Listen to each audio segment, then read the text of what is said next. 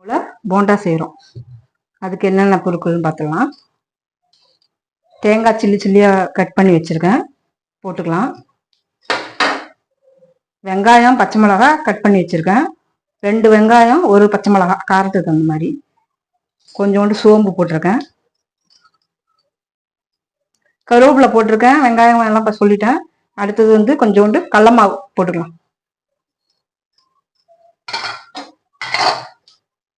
இப்போ உப்பு போட்டுக்கலாம், போண்டாவுக்கு தகுந்த உப்பு.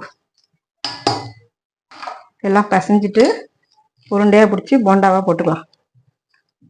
தண்ணியெல்லாம் தேவையில்லை, இதில் இருக்க தண்ணியே போதும். இட்லி மாவு தான் இது. சும்மா நான் சாயங்காலத்தில் ஒரு 2 மணி சாப்பிட்றதுக்கு டீக்கு நல்லாயிருக்கும் அந்த போண்டா. எண்ணெய் காய வச்சுக்கலாம். எண்ணெய் நல்லா காயிட்டும் எண்ணெய். இப்போ சொல்லிடுறேன் என்னென்ன போட்டிருக்கேன்னு.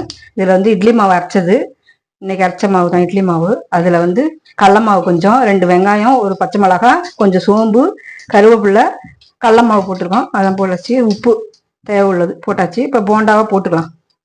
இதுக்கு வந்து சட்னி வச்சு சாப்பிடலாம், சும்மாவும் சாப்பிடலாம். எண்ணெய் காயிட்டும், போண்டாவை போட்டுட்டு காமிக்கிறேன்.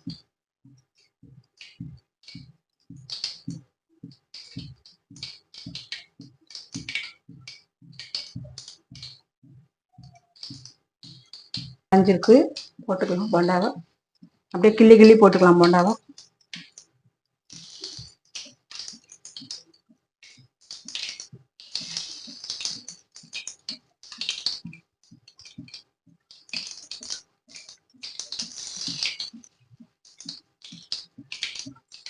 யாருன்னா திடீர்னு விருந்தாடி வந்துட்டா கூட இதை திடீர்னு நம்ம செஞ்சு கொடுத்துடலாம். நல்லா ருசியா இருக்கும்.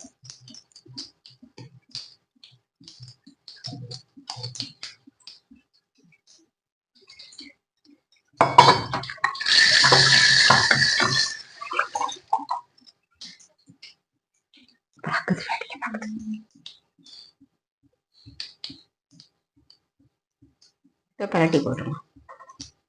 ஒரு குண்டாவை கரட்டி போட்டுக்கலாம். இதில் போட்டுட்டு உடனே கிண்டக்கூடாது.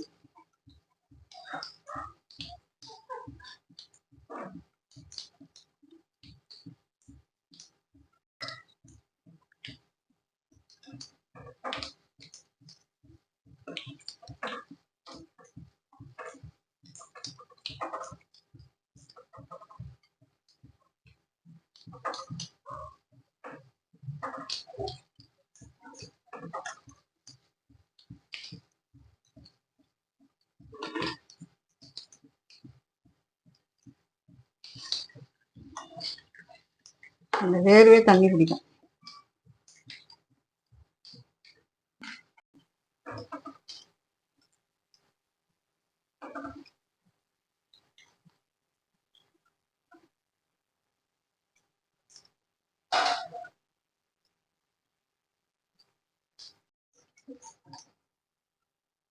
என்ன சலசல படங்களுக்கு எடுத்துக்கணும்.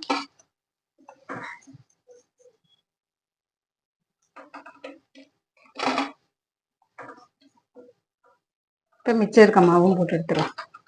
போட்டு எடுத்துட்டு காமிக்கலாம்.